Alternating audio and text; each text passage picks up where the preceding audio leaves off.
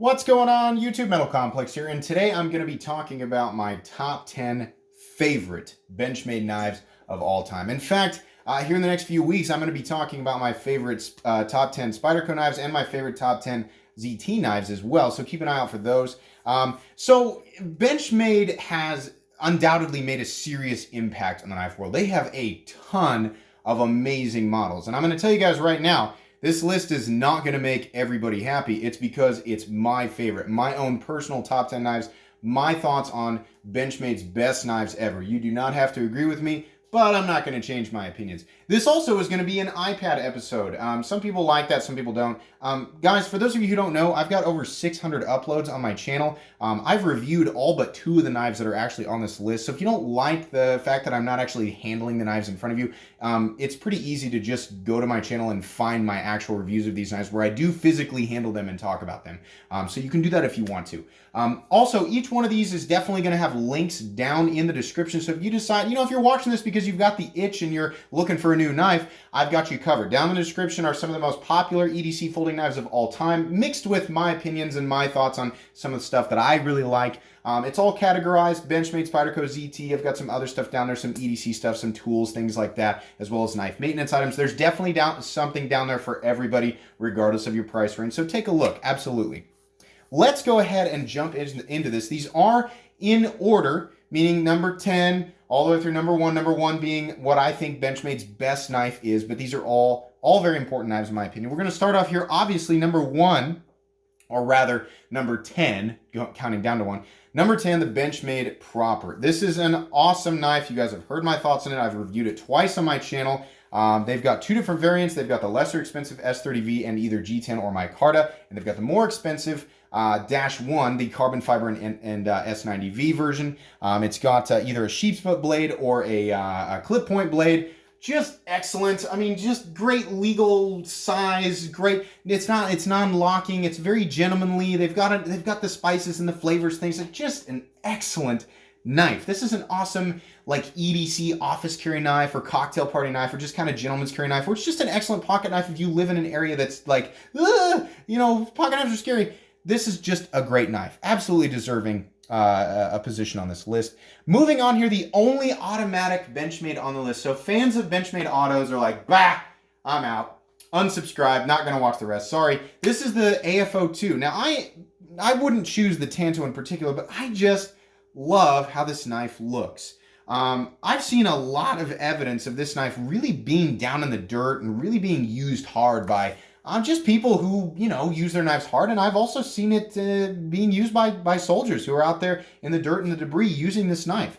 I think it's made well. It's very robust, very heavy. It's kind of blocky and chunky, and it doesn't fit well into this new 2019 world. But I definitely think it's one of Benchmade's best knives ever. And I definitely think it's their best automatic knife. Absolutely. I don't think it needs a little locking thing, but I love the shape of the handle. I love the fact that you can get a drop point blade. I love the overall size of it. I love the automatic feature, how it feels when it kicks. I have not done a review on this knife on this channel yet, but I have handled it many times. You guys know in my local area, I do have a Benchmade shop where I can handle all this stuff, and I've handled this knife many, many times. I love the recessing of the button. I love the size of the button. I like the size and style of the screws. I love the backspacer, the unobtrusive glass breaker. It's just a great, great knife. Definitely well-deserving of the number 9 spot. Moving on to number 8. A lot of you are like, what? This is the Benchmade M390 Barage. I'm a big fan of bolsters. This has a stainless, wait, is it stainless or aluminum? It might be an aluminum bolster. I honestly don't know that. G10 and either stainless steel or aluminum bolster, an M390 blade in one of the best spear point configurations that I've ever seen. Very handsome blade, very ergonomic design. Love the upgrade from the standard sort of, what was the FRN? The FRN on the original scales? I don't know. You can get the Barage in G10 and S30V now. A lot of people kind of shy away from this because it's a $200 assisted knife. I am 99% sure you can de-assist the Barage, making it, in my opinion, still an excellent EDC option. This is just a very handsome blade, and it takes me back to when my very first Benchmade, for those of you who don't know, was actually the Benchmade Barage, and then I found out there was a better version of it. This is how I discovered M390, was through this knife years and years and years ago, and I was like, oh my gosh, I have to have that. I like the Barage. I like how it looks. I wish they would just do an unassisted one from the factory, right? Love it. I'm really glad that they added the Barage to their custom shop setup. You can build your own thing there, but I think this is an excellent setup. And despite the knife world kind of evolving and changing around it, this still, in my opinion, remains to be an excellent choice. Definitely one of the best Benchmades that's ever been made. Moving on here to number, what are we on, 7? The Benchmade A10 Contigo. This knife is the reason the Adamas is not on the list, because this is one of Benchmade's mega heavy duty knives. It's got their larger axis lock in it. It's got a big, thick, it's like 155 thousandths stock thick M4 reverse tanto sort of sheep's foot blade. Oh my gosh, this thing is a beast. This is definitely a hard-working, this is a heavy-duty Benchmade. It's got the right steel, it's got the right handle shape, it's got aggressive texturing. This is definitely my favorite overbuilt Benchmade knife. It's even got a glass breaker on the back. I'm also a fan of the construction. I'm not a fan of the T6 screws, but everything else, I'm like, yeah, I'm feeling it.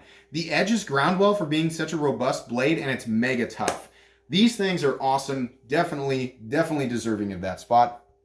Moving on here, I'm sure a lot of you people are not going to be surprised that I've got the McHenry Williams Benchmade 710 sadly discontinued.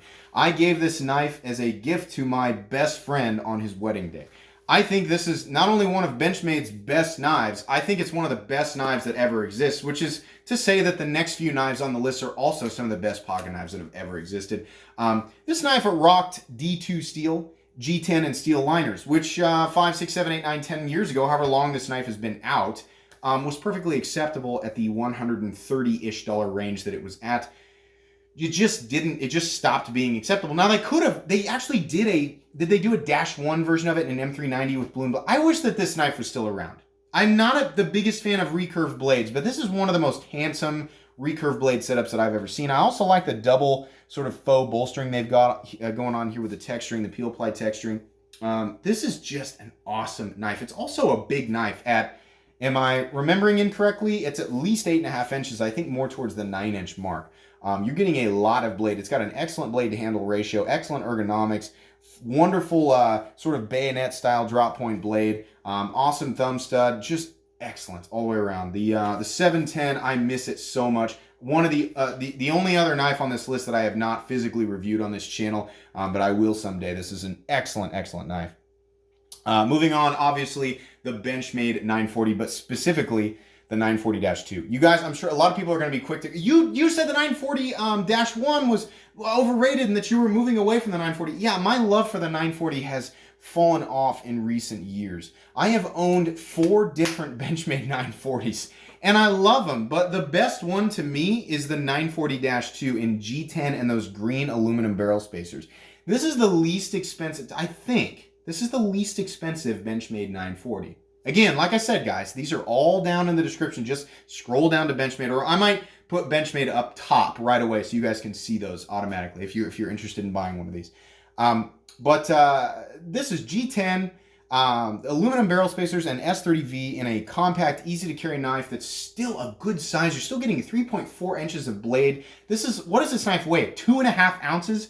Everybody knows. This is one of like the most quintessential, everybody should experience EDC style knives out there.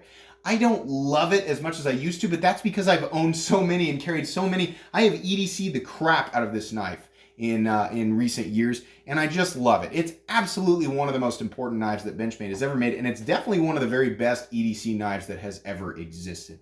Absolutely. Moving on. The Benchmade Anthem. A lot of you, I'm sure, are going to be a little bit surprised by this because this is a really expensive knife. It's over $400 now, right? It's Benchmade's only... Did they do another integral? I feel like this is Benchmade's only integral. Somebody can correct me if I'm wrong. This is an integral knife, meaning the handle is all one piece of titanium. It's not a sandwich construction or pillow construction. It's one solid piece of titanium utilizing the axis lock and an excellent CPM 20 CV blade. Ground very nice and thin, very, it's a delicate blade. At the same time, it's a strong blade. It's got nice crowning at the top. I mean, it's just, the blade is so great.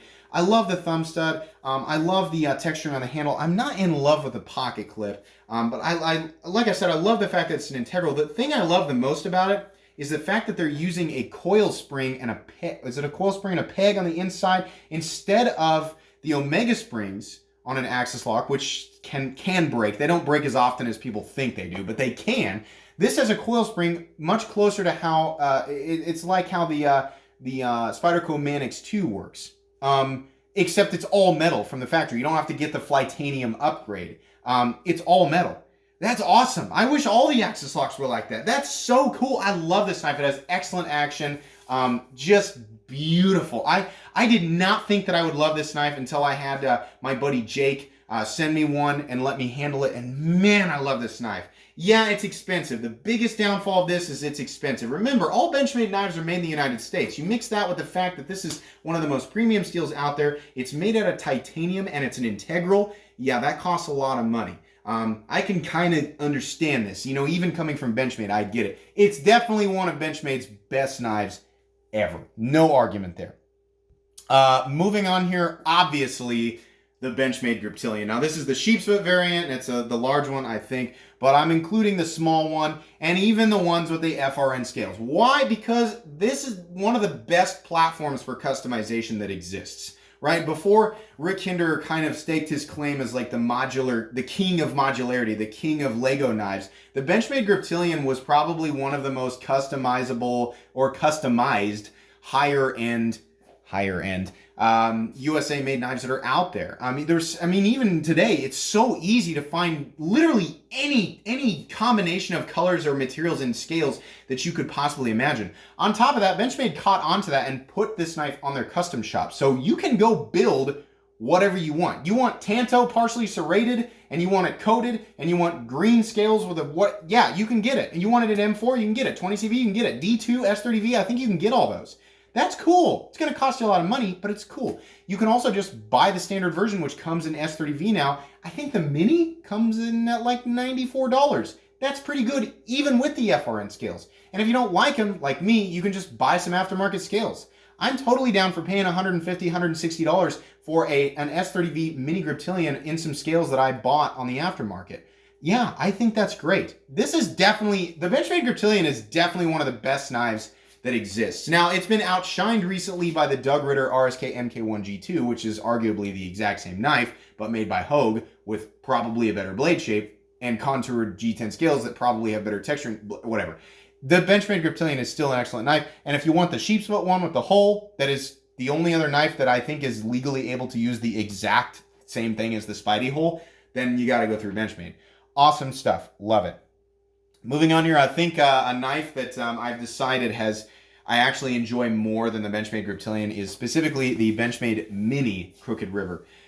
This is my new Benchmade 940. And yeah, it's a little bit thicker. Yeah, it's a little bit heavier, but oh man, it's just so much more classy. That is a classy clip point blade. I love the bolster look on there. I love the fact that it's 2 screws into a backspacer. I love the pivot color. I do not like how the standard one looks though. No thank you. I do not want wood and orange. Nope.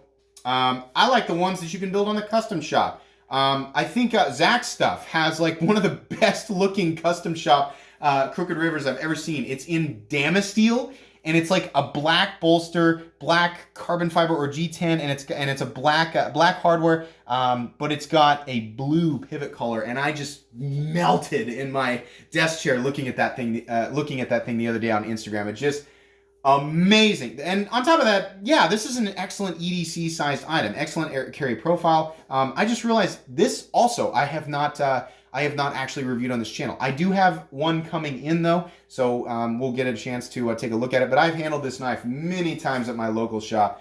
Excellent, excellent, excellent. One of the best Benchmade knives that has ever existed, and in my opinion, one of the best knives that's ever existed for EDC. Moving on here, the number 2 best knife. Oh wait, no, this is the last one, guys. I really sucked the drama out of that. Jeez, this is the number 1 best knife that Benchmade has ever created. Should I check that before we go into this? I mean, it's obviously a super freak. Should I check that? Let's do that again. 10, 9, 8, 7, 6, 5, 4, 3, 2, 1. Yeah, okay. Sorry about that, guys. I just wasn't counting correctly in my head. Yeah, the Benchmade Super Freak. To me, this is the knife that, you know, because it's not like this was, it was a hole that needed to be filled, but I always felt I did kind of feel a personal void. So maybe it was a hole that needed to be filled with me personally. When the Ritter RSK MK1 G2 came out and the Benchmade Reptilian in my mind was no longer the best Reptilian, it was kind of like, well, what's Benchmade's best knife? Well, obviously between then and now, I also considered the Mini Crooked River to be better.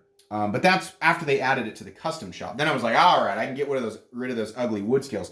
But then the Freak came out, and I was like, really like the size and really like the robustness of the Freak.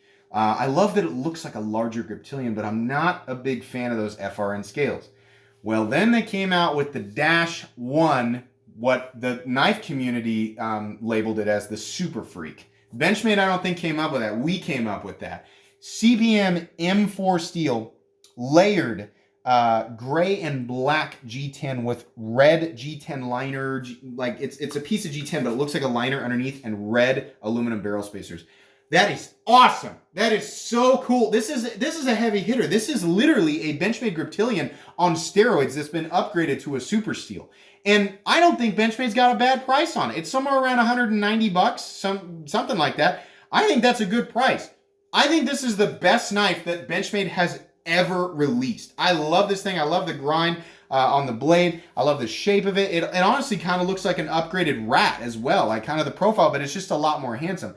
There's only one downside to this knife. The thumb studs are a little tiny bit in the cutting path, but okay, cut at an angle, you'll be fine.